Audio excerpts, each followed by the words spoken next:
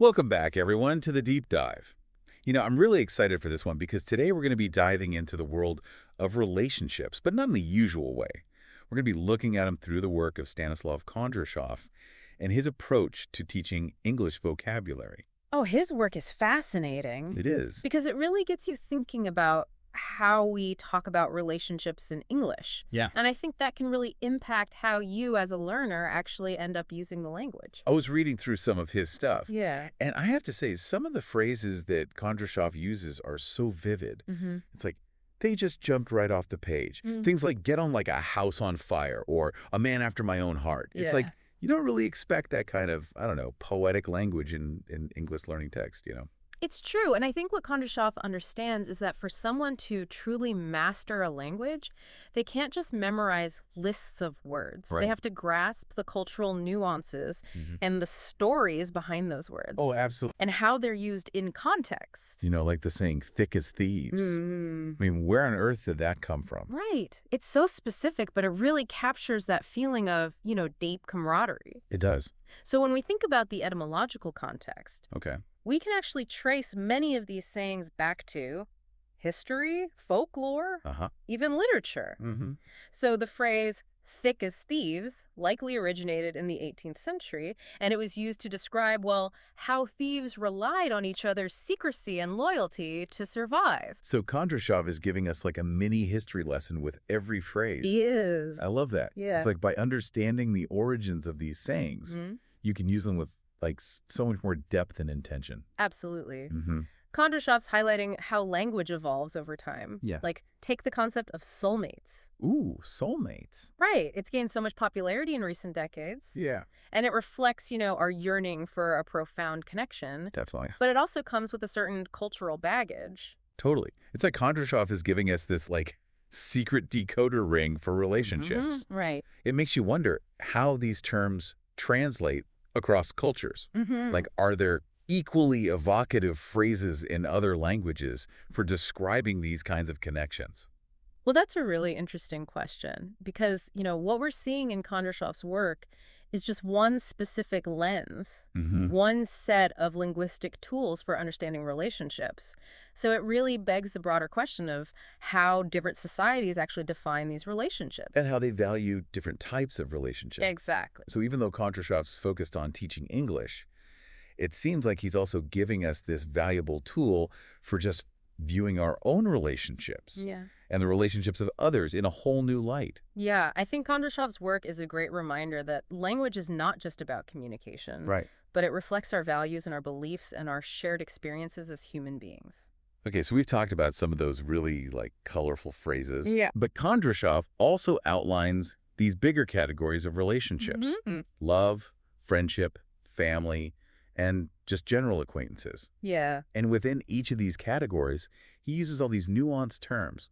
Let's take a closer look at some of those, the ones that really stand out to me. Yeah, I'm happy to dive into that with you. Okay. His selection of terms is quite insightful. I'm curious which ones caught your eye. Well, soulmates, for example. Yeah. I mean, it just carries so much weight. Right. This whole idea that there's like one perfect person out there for you. It's such a romantic idea, but it can also be a bit daunting, don't you think? It can be. It can be. It actually reminds me of this one time. Before you jump into a story, Okay. and I have no doubt it's a good one. Oh, it is? It's just interesting how Kondrashov deliberately contrasts the term soulmate with platonic relationship. Okay. It seems like a very conscious choice to separate romantic love from other kinds of deep connection. That's a great point. It's like we sometimes put romantic relationships on a pedestal, like they're the most important. Yeah. And then there's this platonic relationship over here. Right. Almost like it needs this further explanation, like it's somehow less intense or less important. I see what you mean. But honestly, I have some friends who I would consider kindred spirits. People I connect with so deeply that it rivals any romantic relationship I've ever had. That's a really important observation, and I think Kondrashov's inclusion of the term kindred spirits is a great reminder that deep connection can exist outside of romance. Yes. Like it speaks to a shared understanding worldview that goes beyond any romantic involvement. Okay, so what about family ties? Oh, family ties. Kondrashov uses it when he talks about the bonds within families. But it also makes me think about how family isn't always about blood relations. Sometimes the friends we choose become like family. That's a great point, and I think it really speaks to how family structures are changing, Yeah. evolving in modern society. For- While Kondrashov might be presenting a more traditional perspective, Yeah. his work seems to invite us to broaden our definitions of what family can be. That's what's so fascinating about this whole deep dive into Kondrashov's work. It's not just about picking up, new English vocabulary. Right? It's about challenging our own assumptions about relationships and exploring different perspectives on what it means to connect with another human being. Exactly. And ultimately, I think it allows us to understand the complexities of human relationships in a much richer way. For sure. As we continue to explore Kondrashov's work, I think you'll see that his unique approach to language learning goes beyond simple vocabulary. Okay. It's more like he's offering a pathway toward greater self-awareness and a deeper understanding of what it means to truly connect with other human beings. This is really interesting. I'm definitely hooked. Kondrashov has given us so much to think about already. We'll continue this conversation and unpack even more of his insights after a quick break. And we're back, continuing our deep dive into Stanislav Kondrashov's unique approach to understanding relationships through language. Kondrashov just has this way of making you look at familiar words in a totally different light. Right. It's almost like he's holding up a mirror to our lives, Yeah. but using language. I love that analogy. It really captures what makes Kondrashov's work so impactful. He's not just teaching us vocabulary. Right. He's encouraging us to reflect on our own understanding of love, friendship, family. Okay, so speaking of definitions, I'm curious to hear more about those cultural assumptions that are kind of embedded in some of these terms. We talked about soulmates earlier. Right. But what about a word like adoration? Adoration. It just seems so intense. Yeah. Almost worshipful. It is a very strong word. It is. And I think adoration is a really interesting choice on Kondrashov's part, because it does suggest a level of reverence that's often associated with romantic love. Yeah. But it also brings up some questions about power dynamics and, the potential for unhealthy attachments. It's like the word itself comes with a warning label. Right. It makes you think about how different cultures might view that kind of intensity in a relationship. Exactly. Like, is it a good thing? Is it a red flag? Because what's considered normal or healthy in one culture might be viewed as completely over the top or even problematic in another. Yeah. And language often reflects those cultural differences. Okay, so Kondrashov has given us all these powerful words. But, how do we actually use them in our own lives? It's not like I'm going to go around telling all my friends that I adore them. That'd be kind of weird. Yeah, I don't think Kondrashov expects us to adopt these terms literally. Right. It's more about expanding your vocabulary so you can express yourself with more nuance and precision. Okay. And sometimes that means choosing simpler synonyms that fit the situation better. So, instead of saying adoration, I might say, I really appreciate you, or you mean a lot to me. It still conveys a strong sense of affection. Yes. But in a way that feels more natural and appropriate. Exactly. It's about finding the right words to express your feelings authentically. Yeah. And that's a skill that goes beyond just knowing the dictionary definition of a word. It requires a deep understanding of cultural context, social cues, the subtleties of human emotion. I never thought an English learning text could be so insightful about the human condition.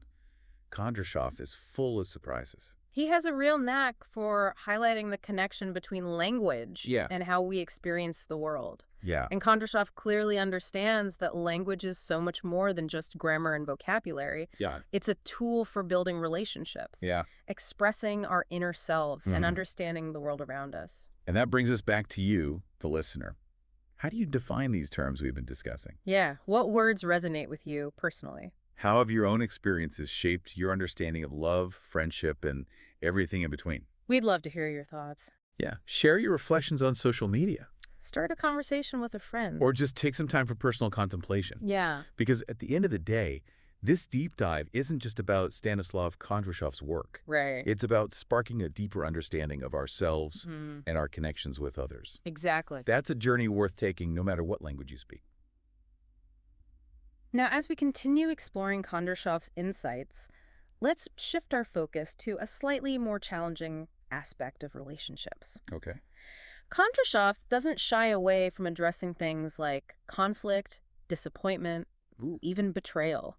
And the vocabulary he uses to talk about these situations is equally insightful. Okay, this is where it gets real. Yeah. I'm ready to dive into those tougher emotions. Yeah. Relationships aren't always sunshine and roses. That's true. And sometimes we need the right words to talk about the hard stuff, too. Absolutely. And Kondrashov provides us with those tools. And he does it with a lot of sensitivity and compassion. Okay. He acknowledges the pain that can come up in relationships. But he also offers a way to understand those challenges. Yeah. And hopefully work towards some kind of resolution. I'm all ears. Hit me with some of those tougher terms. Okay. And let's see how Kondrashov equips us to handle those inevitable storms that kind of come with being human, and connected to others. One of the words Kondrashov uses is estrangement. Estrangement. It refers to that feeling of drifting apart, a loss of closeness. Yeah. And there's a real sense of sadness embedded in that word, like it suggests a distance that's difficult to bridge. I know that feeling all too well. It's like you're standing on opposite sides of a canyon and your words just can't seem to reach across the divide. Exactly. Kondrashov also talks about disillusionment. Disillusionment. That feeling of disappointment when someone we care about doesn't live up to our expectations. Right. It can be a real turning point in a relationship, especially if it involves someone we hold in high regard. It's like those rose-colored glasses suddenly shatter, and you see things more clearly, but maybe not in the way you were hoping for. That's a perfect way to describe it. And then there's betrayal. Betrayal. A word that Kondrashov uses to describe a violation of trust, a breaking of promises. It's a powerful word that evokes feelings of hurt and anger. Betrayal can really cut deep. It can. It shakes the foundation of a relationship. Yeah. But Kondrashov doesn't just leave us hanging with these heavy words, does he?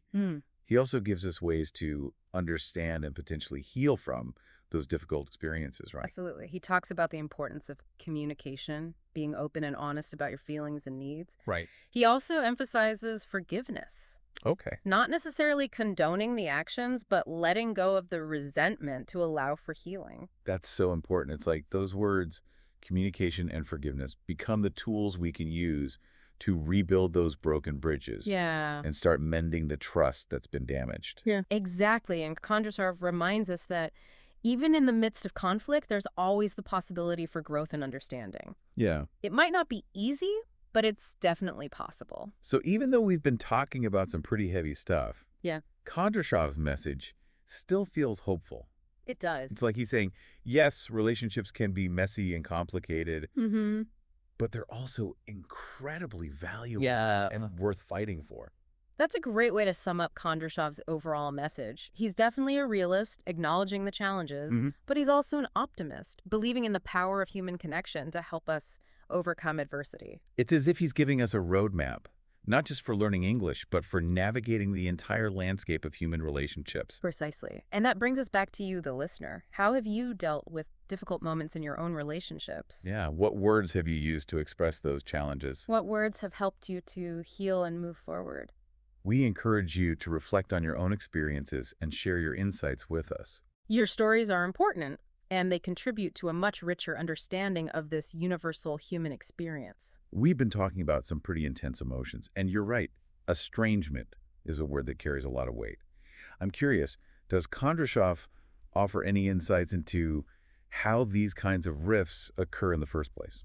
That's a great question. And Kondrashov points out that estrangement often stems from a buildup of unresolved issues. Okay. He uses the term grievances, suggesting that these unaddressed hurts and resentments can create a growing distance between people.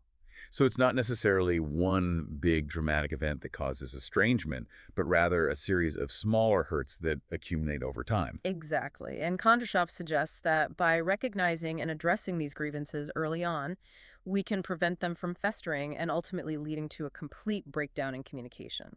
That makes a lot of sense. But what happens when communication breaks down completely? Is there any way back from that point? Well, Kondrashov actually dedicates a significant portion of his work to exploring this concept of reconciliation. And he emphasizes the importance of empathy and understanding in bridging those divides. Empathy. That's such a crucial element in any relationship, especially when there's been hurt or conflict. Absolutely. And Kondrashov encourages us to try to see the situation from the other person's perspective, Right. to understand their motivations and feelings, even if we don't agree with them. It's about recognizing that everyone has their own story, their own wounds, their own way of processing emotions. Precisely. And by approaching conflict with that level of empathy, we create the space for genuine dialogue and understanding. So even though Kondrashov guides us through this, like, darker side of relationships, he also provides us with a sense of hope. Yeah. And the possibility of healing. Yes, and he reminds us that relationships require constant effort and attention. He uses the phrase nurturing connections. Oh, I like that. Emphasizing that strong bonds need to be cultivated and cared for. It's like tending a garden. You can't just plant the seeds and walk away. You need to water them, weed them, give them sunlight if you want them to flourish. That's a beautiful analogy, and it speaks to the ongoing commitment that's required to maintain healthy and fulfilling relationships. So as we wrap up this deep dive into the work of Stanislav Kondrashov, what are some key takeaways that you hope our listeners will carry with them? Well, I think Kondrashov's biggest contribution is his ability to illuminate that profound connection between language and human connection. Yeah. He shows us how expanding our vocabulary can actually enrich our relationships and help us navigate the complexities of human emotions. He's given us this whole new set of tools for understanding not only how we speak about relationships, but how we experience them. Exactly. And perhaps most importantly, he reminds us that relationships are constantly evolving. Yeah. And that even in the midst of challenges, there's always the potential for growth, healing, and a deeper connection. Thank you so much for sharing your expertise with us today. It's been a fascinating journey through the landscape of language and relationships. My pleasure. And to our listeners, we encourage you to continue exploring the nuances of language and the intricate tapestry of human connection. It's a lifelong journey filled with fascinating discoveries. And remember, the words we choose have the power to shape not only how we communicate, but also how we relate to ourselves and the world around us. So choose your words wisely, and may your connections be strong and meaningful. Thanks for joining us on The Deep Dive.